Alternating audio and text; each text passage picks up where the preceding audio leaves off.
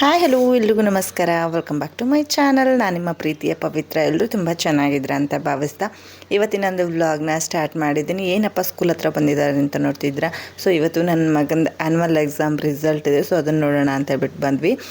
ನೋಡಿ, ಟೋಟಲ್ 14 ಜನ first rank ಇದ್ದಾರೆ. ಆಮೇಲೆ ಒಂದು 3-4 ಹುಡುಗರು ಸೆಕೆಂಡ್ ರ್ಯಾಂಕ್ ಮತ್ತು ಥರ್ಡ್ ರ್ಯಾಂಕ್ ಇದ್ದಾರೆ. ಸೊ ಇಲ್ಲಿ ಬಂದುಬಿಟ್ಟು ಥರ್ಡ್ ರ್ಯಾಂಕ್ವರೆಗೂ ಮಾತ್ರ ಅಂದರೆ ನೋಟಿಸ್ ಬೋರ್ಡಿಗೆ ಹಾಕಿರ್ತಾರೆ. ತುಂಬ ಚೆನ್ನಾಗಿ ಸ್ಕೋರ್ ಆಗಿದೆ. ನನ್ನ ಮಗನಿಗೆ ತುಂಬ ಕಾನ್ಫಿಡೆನ್ಸ್ ಇತ್ತು. ಸೊ ನಾನು ಫಸ್ಟ್ ರ್ಯಾಂಕ್ ಬಂದೇ ಬರ್ತೀನಿ ಅಂತೇಳ್ಬಿಟ್ಟು ಹಾಗಾಗಿ ಫಸ್ಟು ನೋಟಿಸ್ ಬೋರ್ಡ್ ಹತ್ರ ಕರ್ಕೊಂಡೋದ. ಅವನು ಬಂದುಬಿಟ್ಟು 7 ನಂಬರಲ್ಲಿ ನೀವು ನೋಡಿ ಪ್ರೀತಮ್ ಗೌಡ VB ಅಂತ ಹೇಳಿದೆ. ಸೊ ಫಸ್ಟ್ ರ್ಯಾಂಕ್ ಬಂದಿದ್ದಾನೆ, ಔಟ್ ತೆಗೆದಿದ್ದಾನೆ ಎಲ್ಲದನ್ನು. ಅದೇ ಒಂದು ಹೋಪ್ ಮೇಲೇ ಅವ್ರ ಮ್ಯಾಮಿಗೆ ಒಂದು ಚಾಕ್ಲೇಟ್ ಕೂಡ ತೊಗೊಂಡು ಬಂದಿದ್ದ ಅವನು.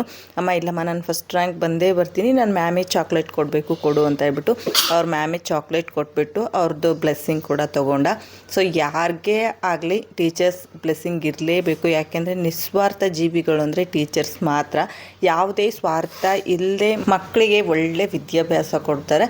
ಸೊ ನಾವು ರಿಸಲ್ಟ್ ನೋಡಿಕೊಂಡು ಅಮ್ಮ ಮನೆಗೆ ಬಂದ್ವಿ. ಅಮ್ಮ ಮನೆಗೆ ಬಂದುಬಿಟ್ಟು ಬ್ಯಾಗ್ ಇಟ್ಟು ಹಾಗೆ ನನ್ನ ಗಾಡಿನೂ ಕೂಡ ಇಟ್ಟು ನೆಕ್ಸ್ಟು ನನ್ನ ಫ್ರೆಂಡ್ ಮನೆಗೆ ಬಂದಿದ್ದೀನಿ. ಇವತ್ತು ನನ್ನ ಫ್ರೆಂಡ್ ಊರಲ್ಲಿ ಜಾತ್ರೆ ಇದೆ. ಸೊ ನಿನ್ನೆಯಿಂದನೇ ಸ್ಟಾರ್ಟ್ ಆಗಿದೆ. ಸೊ ಜಾತ್ರೆ ಇರೋ ಕಾರಣ ಇನ್ವೈಟ್ ಮಾಡಿದರು ಅಂತ ಹೇಳಿ ನಾನು ಮತ್ತು ನನ್ನ ಇನ್ನೊಬ್ಬ ಫ್ರೆಂಡು ಜಾತ್ರೆಗೆ ಬಂದಿದ್ದೀವಿ. ಇದು ನನ್ನ ಕಾಲೇಜ್ ಫ್ರೆಂಡ್ ಮನೆ. ಸೊ ನಾವೆಲ್ಲ ಜೊತೆಗೇ ಕಾಲೇಜ್ ಕಲ್ತಿದ್ದು. ಹಾಗಾಗಿ ನಾನು ಮತ್ತು ನನ್ನ ಬೆಸ್ಟ್ ಫ್ರೆಂಡ್ ಇನ್ನೊಬ್ಳು ಮಾತಾಡಿಕೊಂಡು ನನ್ನ ಫ್ರೆಂಡ್ ಮನೆಗೆ ಜಾತ್ರೆಗೆ ಬಂದಿದ್ವಿ. ಇವರು ನನ್ನ ಫ್ರೆಂಡ್ ಮಕ್ಕಳು. ಸೊ ಇಬ್ಬರು ಹುಡುಗಿಯರು, ಏನು ದೊಡ್ಡವ್ರು ಹುಡುಗಿರು ಕಾಣ್ತಿದ್ದಾರೆ. ಸೊ ಅವರು ನನ್ನ ಫ್ರೆಂಡ್ ಮಕ್ಕಳು. ಇನ್ನೂ ಒಂದಿಬ್ಬರು ಇದ್ದಾರೆ, ಅವ್ರನ್ನೂ ಕೂಡ ಪರಿಚಯ ಮಾಡಿಕೊಡ್ತೀನಿ. ಹಾಗೆ ಅಲ್ಲಿ ಏನು ಕಾಲು ಸ್ವಲ್ಪ ಫ್ರ್ಯಾಕ್ಚರ್ ಆಗಿ ಕೂತ್ಕೊಂಡಿದ್ದಾರೆ ಅಂಕಲ್. ಅವರು ನನ್ನ ಫ್ರೆಂಡ್ ಅಪ್ಪಾಜಿ. ರೀಸೆಂಟಾಗಿ ಆಕ್ಸಿಡೆಂಟ್ ಆಗಿ ಕಾಲು ಅವ್ರದ್ದು ಫ್ರ್ಯಾಕ್ಚರ್ ಆಗಿದೆ. ಸೊ ಈ ಮನೇಲೂ ಕೂಡ ತುಂಬ ಒಳ್ಳೊಳ್ಳೆ ಮೆಮೊರೀಸ್ ಇದೆ ನಮಗೆ. ಯಾಕೆ ಅಂತಂದರೆ ನಾವು ಕಾಲೇಜ್ ಡೇಸಿಗೆ ಹೋಗಬೇಕಾದ್ರೆಲ್ಲ ಈ ಮನೇಲಿ ಬಂದು 2-3 ದಿನಗಂಟಲೆ ಸ್ಟೇ ಆಗಿದ್ದೀವಿ. ಈ ಮನೆಯಲ್ಲಿ ನಮಗೆ ತಂದೆ ತಾಯಿ ಥರದ ಪ್ರೀತಿ, ಎಸ್ಪೆಷಲಿ ನನಗೆ ಅಣ್ಣಂದ್ರ ಪ್ರೀತಿ ಸಿಕ್ಕಿದೆ. ನಿಜವಾಗ್ಲೂ ನನಗೆ ಒಬ್ಬ ಬೆಸ್ಟ್ ಬ್ರದರ್ ಸಿಕ್ಕಿದ್ದು ಇಲ್ಲಿಂದಾನೆ. ಸೊ ಈ ಮನೆ ನನಗೆ ತುಂಬ ಅಂದರೆ ತುಂಬ ಇಷ್ಟ. ಯಾಕೆಂದರೆ ಇದು ಹಳೇ ಕಾಲದ ಮನೆ, ತುಂಬ ನೋಡೋದಕ್ಕೆ ತುಂಬ ಚೆನ್ನಾಗಿದೆ. ಸೊ ನೋಡಿ, ಇಲ್ಲೊಂದು ಮೇಲ್ಗಡೆ ಒಂದು ರೂಮ್ ಇದೆ, ನಾನು ನಿಮಗೆ ಅದನ್ನು ತೋರಿಸ್ತೀನಿ ಆಮೇಲೆ. ಸೊ ಅಲ್ಲಂತೂ ಒಳ್ಳೊಳ್ಳೆ ಸ್ವೀಟ್ ಮೆಮೊರೀಸ್ ಇದೆ. ಸೊ ಇಲ್ಲೂ ಕೂಡ ಒಂದು ರೂಮ್ ಇದೆ. ಹಳೇ ಕಾಲದ ಮನೆ ಆಗಿರೋದ್ರಿಂದ ದೊಡ್ಡ ದೊಡ್ಡ ಕಂಬಗಳೆಲ್ಲ ತುಂಬ ಚೆನ್ನಾಗಿದೆ. ನನಗೆ ಈ ಮನೆ ತುಂಬ ಇಷ್ಟ. ಇವಾಗಲೂ ಕೂಡ ಕಣ್ಣು ಮುಚ್ಕೊಂಡ್ರೆ ಆ ಮನೆ ನನಗೆ ಹಾಗೆ ನೆನಪಿಗೆ ಬರುತ್ತಿಲ್ಲೆಲ್ಲ ಕಳೆದಿರೋಂಥ ತುಂಬ ಕ್ಷಣಗಳಿದೆ. ಇವರು ನನ್ನ ಫ್ರೆಂಡ್ ಅಮ್ಮ ಬಟ್ಟೆ ವಾಶ್ ಮಾಡ್ತಿದ್ದಾರೆ. ಸೊ ನನ್ನ ಫ್ರೆಂಡ್ನು ಕೂಡ ಪರಿಚಯ ಮಾಡಿಕೊಟ್ಬಿಡ್ತೀನಿ. ಈ ಹಿಂದೆ ಒಂದು ಸಾರಿ ಪರಿಚಯ ಮಾಡಿಕೊಟ್ಟಿದ್ದೀನಿ, ಆದರೂ ಕೂಡ ಇನ್ನೊಂದು ಸಾರಿ ನಾನು ನಿಮಗೆ ನನ್ನ ಫ್ರೆಂಡ್ನ ಪರಿಚಯ ಮಾಡಿಕೊಡ್ತೀನಿ. ರೀಸೆಂಟಾಗಿ ನಾನೊಂದು ತೋಟದ ಬಗ್ಗೆ ವಿಡಿಯೋ ಹಾಕಿದ್ದೆ, ತೋಟದ ಅನುಭವಗಳನ್ನ ಶೇರ್ ಮಾಡ್ಕೊಂಡಿದ್ರು ಅಂತ ಹೇಳಿ ನನ್ನ ಫ್ರೆಂಡ್ ಪ್ರವೀಣ ವಿತ್ ಬ್ರದರ್. ಇವರು ಅವರ ಮಿಸ್ಸಸ್ ಪ್ರೀತಿ ಅಂತ ಹೇಳಿ ವಿತ್ ನನ್ನ ಅತ್ತಿಗೆ. ಇವಳೇ ನನ್ನ ಬೆಸ್ಟ್ ಫ್ರೆಂಡ್ ರಾಜೇಶ್ವರಿ ಅಂತ ಹೇಳಿ. ಸೊ ಇವಳನ್ನ ಇದುವರೆಗೂ ನಾನು ಪರಿಚಯ ಮಾಡಿಕೊಡೋಕ್ಕಾಗಿಲ್ಲ, ಇವಳ ಬಗ್ಗೆ ಹೇಳೋದಕ್ಕೂ ಕೂಡ ಆಗಿಲ್ಲ. ಇವಳ ಬಗ್ಗೆ ನಾನು ಇವತ್ತಿನ ವೀಡಿಯೋದಲ್ಲಿ ಹೇಳಲ್ಲ, ನೆಕ್ಸ್ಟ್ ವೀಡಿಯೋದಲ್ಲಿ ಖಂಡಿತ ಇವಳ ಬಗ್ಗೆ ಹೇಳ್ತೀನಿ. ಇವಳ ಬಗ್ಗೆ ಹೇಳ್ತಾ ಕೂತ್ರೆ ಸೊ ಒಂದು ವ್ಲಾಗ್ ಸಾಕಾಗೋದಿಲ್ಲ, ಅಷ್ಟೊಂದು ಬಾಂಡಿಂಗ್ ಇದೆ ನಮ್ಮ ಮಧ್ಯೆ. ಹಾಗೆ ಪ್ರೀತಿ ಬಗ್ಗೆ ಹೇಳಬೇಕು ಅಂತಂದರೆ ಪ್ರವೀಣ್ ನನಗೆ ತಕ್ಕ ಹೆಂಡತಿ, ಹೆಸರಿಗೆ ತಕ್ಕ ಹಾಗೆ ಇದ್ದಾಳವಳು. ಯಾಕೆ ಅಂತಂದರೆ ಎಷ್ಟೋ ಜನ ನೋಡಿ ಹುಡುಗಿರು ನಮ್ಮ ಗಂಡ್ರ ಹತ್ರ ಮಾತಾಡ್ತಿದ್ದಾರೆ ಅಂದ್ರೆ ಏನೋ ಒಂದು ಜಲಸ್ ಫೀಲ್ ಇರುತ್ತೆ ನಮಗೆ. ಏನಪ್ಪ ಇವರು ಜೊತೇಲಿ ಕಾಲೇಜ್ ಕಲ್ತಿದ್ದಾರೆ, ಇಷ್ಟು ಕ್ಲೋಸ್ ಆಗಿ ಮಾತಾಡ್ತಾರೆ, ಏನೋ ಎತ್ತೋ ಅನ್ನೋ ಒಂದು ಭಾವನೆ ಇರುತ್ತೆ. ಬಟ್ ಪ್ರೀತಿಯಲ್ಲಿ ನಿಜವಾಗ್ಲೂ ಆ ಥರದ ಭಾವನೆ ಇಲ್ಲ. ನಾವು ಪ್ರವೀಣನ ಮದುವೆ ಆದಮೇಲೆ 1-2 ಟೈಮ್ ಬಂದಿದ್ದೆ. ಅಂದರೆ ನನ್ನ ಮದುವೆಗಿಂತ ಮುಂಚೆ, ನನ್ನ ಮದುವೆ ಆದಮೇಲೆ ಇದೇ ಫಸ್ಟ್ ಟೈಮ್ ಬರ್ತಾ ಇರೋದು. ಪ್ರವೀಣನ ಮದುವೆ ಆದಮೇಲೆ ನಾವು 1-2 ಟೈಮ್ ಬಂದುಬಿಟ್ಟು ಸ್ಟೇ ಆಗಿದ್ದೀವಿ.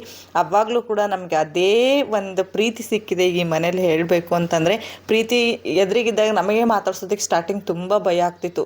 ಸೊ ಅಂದರೆ ಏನಂದರೆ ಯಾರೇ ಆಯ್ತು ಅವ್ರವ್ರ ಗಂಡರನ್ನ ಮಾತಾಡಿಸ್ತಿರುವಾಗ, ಕ್ಲೋಸ್ ಆಗಿ ಮಾತಾಡಿಸ್ತಿರುವಾಗ ಏನಾದರೂ ಅಂದ್ಕೊಳ್ತಾಳೋ ಏನೋ ಅನ್ನೋ ಭಯ ಇತ್ತು. ಬಟ್ ಆ ಥರದ್ದು ಒಂದು ಸ್ವಲ್ಪನೂ ಕೂಡ ಅವಳ ಹತ್ರ ಭಾವನೆ ಇಲ್ಲ.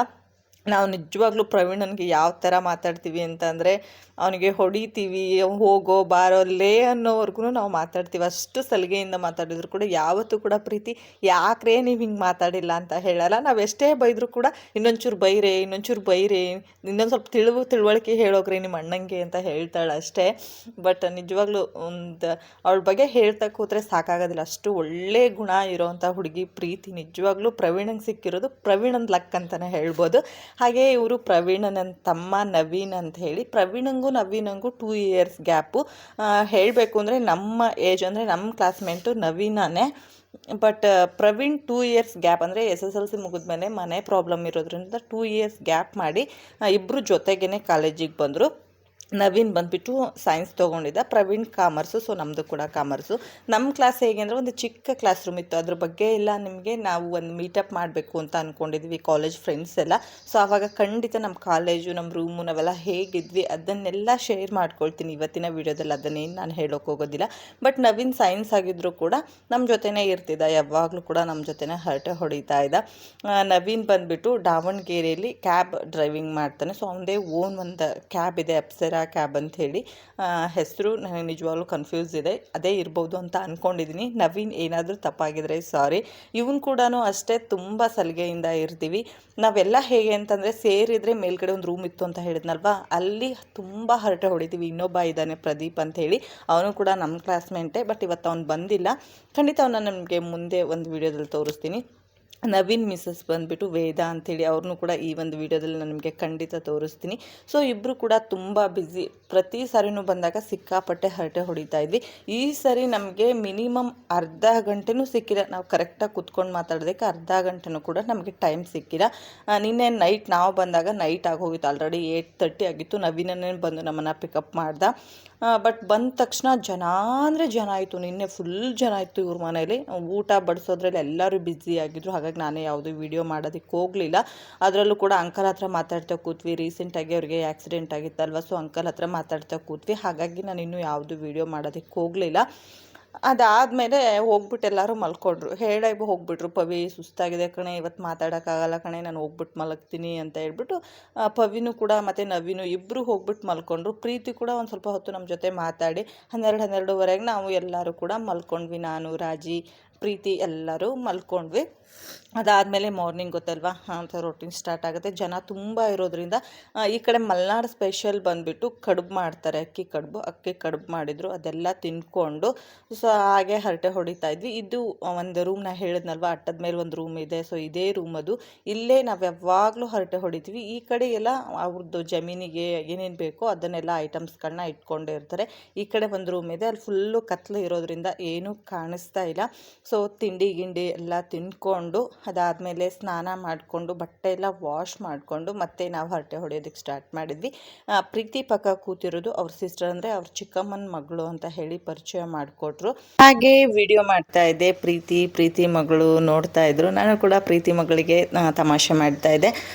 ಪ್ರವೀಣನ್ಗೆ 2 ಹೆಣ್ಮಕ್ಳು, ಹಾಗೆ ನವೀನನಿಗೂ ಕೂಡ 2 ಹೆಣ್ಮಕ್ಳು. ಪುಟ್ಟದಾದ 4 ರಾಜ್ಕುಮಾರಿಗಳಿದ್ದಾರೆ ಈ ಮನೆಯಲ್ಲಿ. ನಾನು ವಿಡಿಯೋ ಮಾಡ್ತಿರೋದನ್ನು ನೋಡಿಬಿಟ್ಟು ಪ್ರೀತಿ ಮಗಳು ತಮಾಷೆ ಮಾಡ್ತಾಯಿದ್ಲು ಅಂತ ಹೇಳ್ಬಿಟ್ಟು ನಾನು ಕೂಡ ಅವಳಿಗೆ ತಮಾಷೆ ಮಾಡ್ತಾಯಿದ್ದೆ. ನಾನು ಯೂಟ್ಯೂಬರ್ ಅಂತ ಅವ್ರಿಗೂ ಕೂಡ ಗೊತ್ತು. ಎಡಿಟ್ ಬ್ಲರ್ ಮಾಡ್ಬಿಡ್ತಾನೆ. ಮೊನ್ನೆ ಸಿದ್ಕೊಂಡ್ ನೋಡಿ, ಇಲ್ಲಿ ಎಷ್ಟು ರಶ್ ಐತಿ, ಮೊನ್ನಿದೆ ಹಾಕ್ಯಾರ.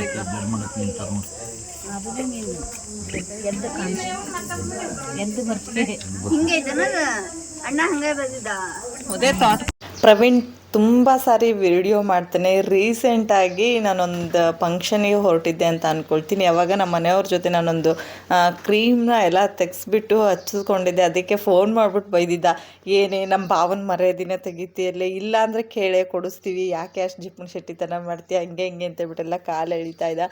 ತುಂಬ ಸಪೋರ್ಟ್ ಅಂದರೆ ತುಂಬಾ ಸಪೋರ್ಟ್ ಮಾಡ್ತಾರೆ ನನಗೆಲ್ಲರೂ. ನನ್ನ ಫ್ರೆಂಡ್ಸ್ ಆಲ್ಮೋಸ್ಟ್ ಎಲ್ಲ ಫ್ರೆಂಡ್ಸು ಕೂಡ ತುಂಬ ಸಪೋರ್ಟ್ ಮಾಡ್ತಾರೆ.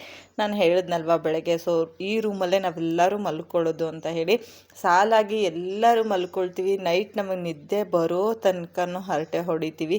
ಎಸ್ಪೆಷಲಿ ನಾನು ರಾಜಿ ಹತ್ರ ಮಲ್ಕೊಂಡು ತುಂಬ ವರ್ಷಗಳೇ ಆಗೋಯ್ತು.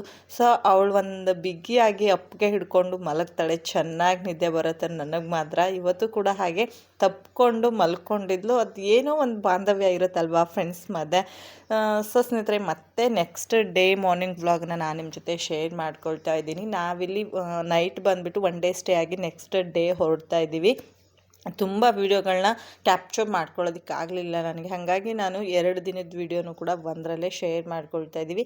ನಾವು ರಿಟರ್ನ್ ಊರಿಗೆ ಹೊರಟಿದ್ದೀವಿ. ನಿನ್ನೆನೇ ಹೋಗೋ ಪ್ಲ್ಯಾನ್ ಇತ್ತು, ಬಟ್ ಪ್ರವೀಣ್ ಬಂದು ಬೈದ, ಅಲ್ಲ ಕಣ್ರೆ ಮಲಗೋ ಟೈಮಲ್ಲಿ ಬಂದಿದ್ದೀರಾ, ಊಟ ಮಾಡ್ಕೊಂಡು ಮಲ್ಕೊಂಡು ಬೆಳಗ್ಗೆ ಊರಿಗೆ ಹೋಗ್ತೀನಿ ಅಂದರೆ ಹೆಂಗೆ, ಇಲ್ಲ ನಾನು ಬಿಡಲ್ಲ ಅಂತಂದು. ಪ್ರೀತಿನೂ ಕೂಡ ಬೈದ್ಲು, ಯಾಕ್ರೆ ಸುಬ್ಬಿರಿ ನೀವೆಲ್ಲ ಬರ್ತೀರಾ, ಸುಮ್ಮನೆ ಬಂದರೆ ಇರಬೇಕು, ಇಲ್ಲಾಂದರೆ ಬರಲೇಬಾರ್ದು ಅಂತೇಳಿ ಬೈತಾಯಿದ್ಲು.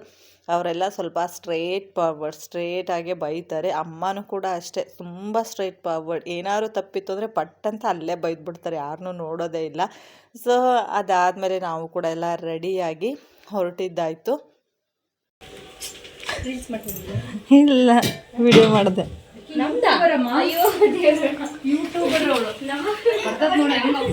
ಪ್ರೀತಿನ ಪರಿಚಯ ಮಾಡಿಕೊಟ್ಟೆ, ಪ್ರವೀಣ್ ನವೀನ್ನ ಪರಿಚಯ ಮಾಡಿಕೊಟ್ಟೆ, ವೇದನ ಪರಿಚಯ ಮಾಡಿಕೊಡ್ಲಿಲ್ಲ. ಪರ್ಪಲ್ ಕಲರ್ ಡ್ರೆಸ್ ಏನು ಹಾಕಿದ್ರು ಅವರೇ ವೇದ. ಸೊ ಅವ್ರು ನಮಗೆ ಜಾಸ್ತಿ ವಿಡಿಯೋಕ್ಕೆ ಸಿಕ್ಕಿಲ್ಲ, ಕಾರಣ ಇಷ್ಟೇ, ಅವ್ರದ್ದು ಚಿಕ್ಕ ಪಾಪು ಇದೆ, 1 ವರ್ಷ 3 ತಿಂಗಳದ್ದು. ಅವಳ ಜೊತೆ ಟೈಮ್ ಸ್ಪೆಂಡ್ ಮಾಡಬೇಕಲ್ವ.